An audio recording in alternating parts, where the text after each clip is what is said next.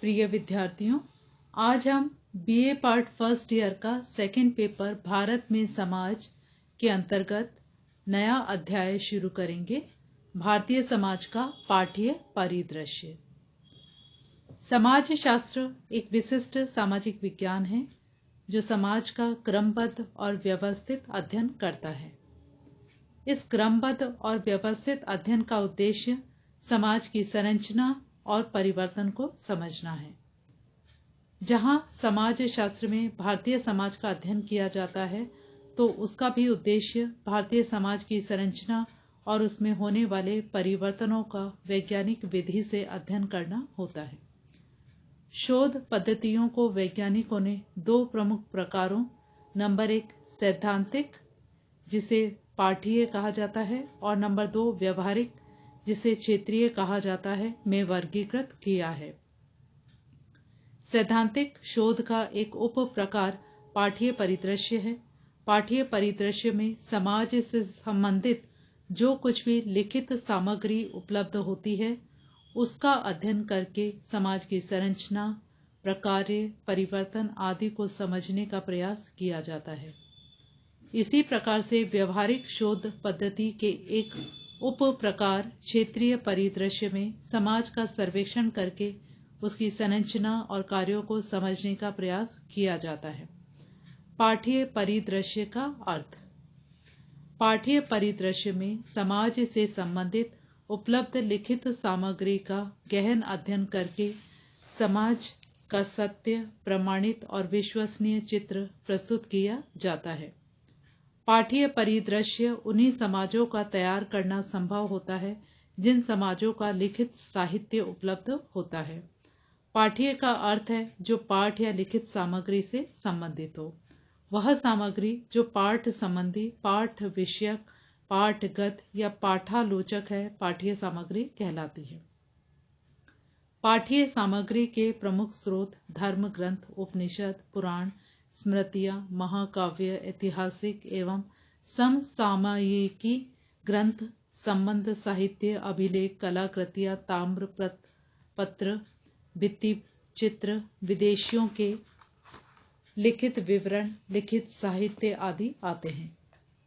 इन स्रोतों पर आधारित अध्ययनों से तैयार किए गए समाज के ज्ञान को पाठ्य परिदृश्य कहते हैं। अतः पाठ्य परिदृश्य से तात्पर्य है समाज की संरचना और परिवर्तन की वास्तविक स्थिति का वर्णन और व्याख्या करना है। समाज का पाठ्य परिदृश्य ऐतिहासिक और अऐतिहासिक दोनों प्रकार का हो सकता है।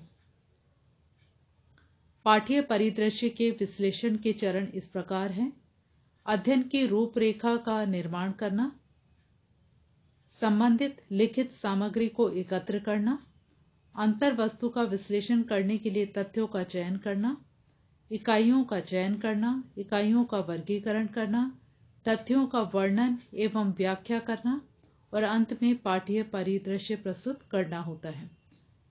समाज का पाठ्य परिदृश्य ऐतिहासिक और अऐतिहासिक दोनों प्रकार का हो सकता है।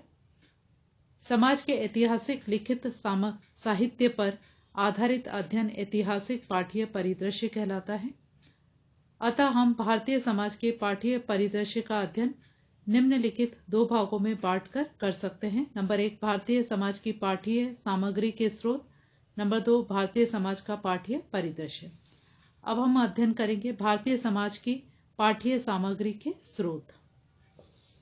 भारत के प्राचीन ग्रंथों में भारतीय समाज के विकास से संबंधित बहुमूल्य पाठ्य सामग्री भरी पड़ी है।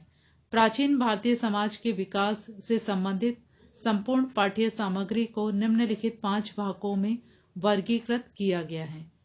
नंबर 1 भारतीय धर्म ग्रंथ, नंबर 2 ऐतिहासिक एवं समसामयिक ग्रंथ, नंबर 3 पुरातत्व संबंधी साक्ष्य, नंबर 4 विदेशियों के विवरण, नंबर 5 मध्यकालीन फारसी एवं अरबी साहित्य। अब हम इनका विस्तार से अध्ययन करेंगे। नंबर 1 भारतीय धर्म ग्रंथ। प्राचीन भारत में ब्राह्मण, बौद्ध और जैन धर्मों की प्रधानता थी। इन धर्म ग्रंथों के पाठ्य अध्ययन द्वारा भारतीय समाज के विकास का परिदृश्य तैयार किया जा सकता है। प्रमुख पाठ्य ग्रंथ निम्नलिखित हैं। नंबर 1 ब्राह्मण धर्म ग्रंथ। ब्राह्मण धर्म ग्रंथों में 4 वेद ऋग्वेद, सामवेद, यजुर्वेद एवं अथर्ववेद सर्वोपरि स्थान रखते हैं।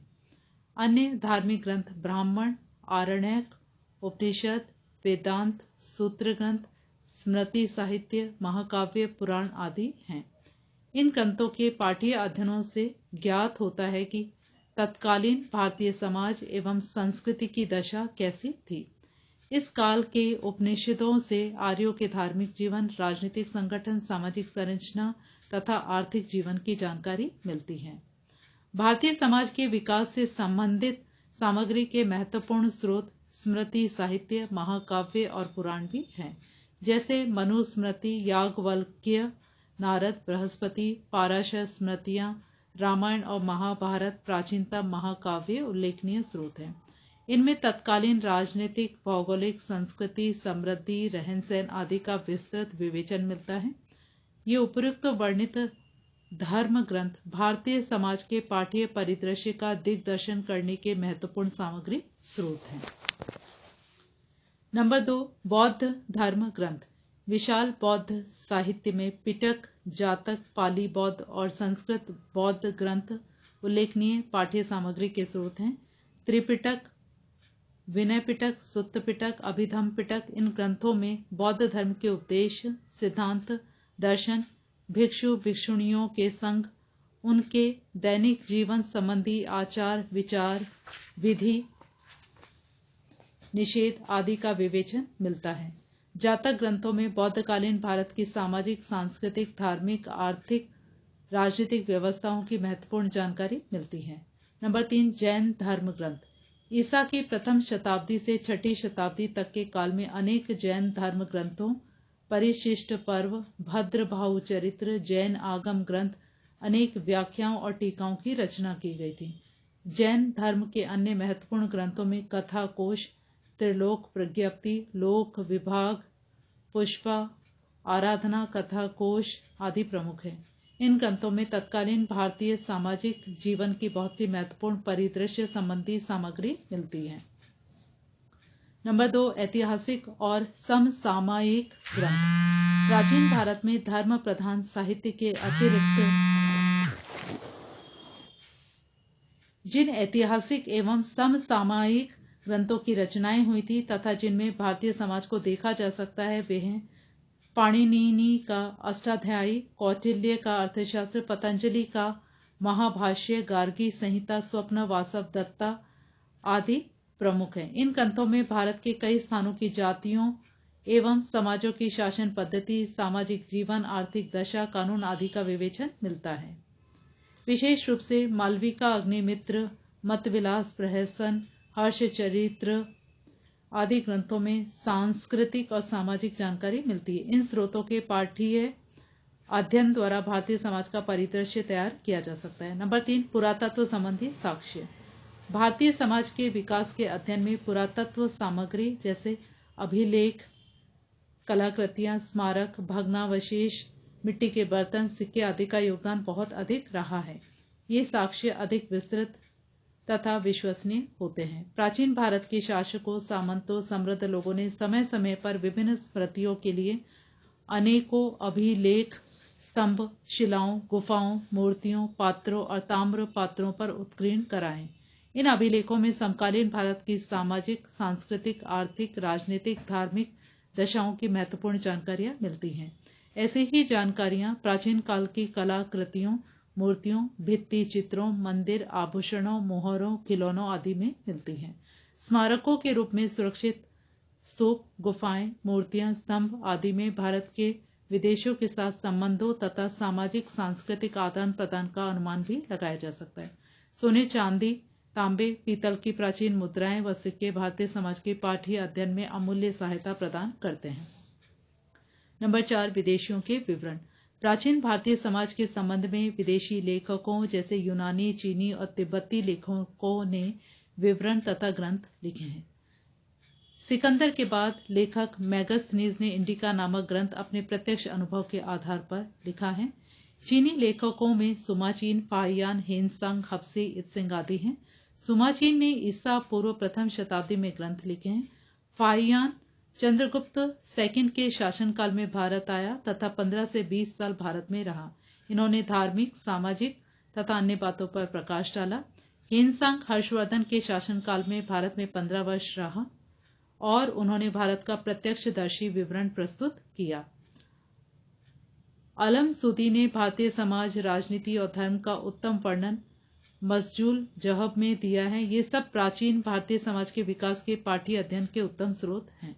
नंबर 5, मध्यकालीन फारसी एवं अरबी साहित्य। मध्यकालीन भारतीय समाज के अध्ययन के स्रोत फारसी और कुछ अरबी में हैं। ये प्रमुख स्रोत हैं: तारिक उल हिंद, ताज उल मासिर, किताब उल रहला, बाबरनामा, बाबर की आत्मकथा, हुमायूं नामा, कानूने हुमायूनी, अकबर नामा, आईने अकबरी, तबकाते अकबरी, तुजु के जहांगीरी आदि हैं। ये भारतीय समाज के पाठ्य परिदृश्य के महत्वपूर्ण स्रोत हैं। इन विभिन्न सामग्री के स्रोतों के पाठ्य अध्ययन के आधार पर भारतीय समाज के परिदृश्य को तैयार किया जा सकता है। धन्यवाद।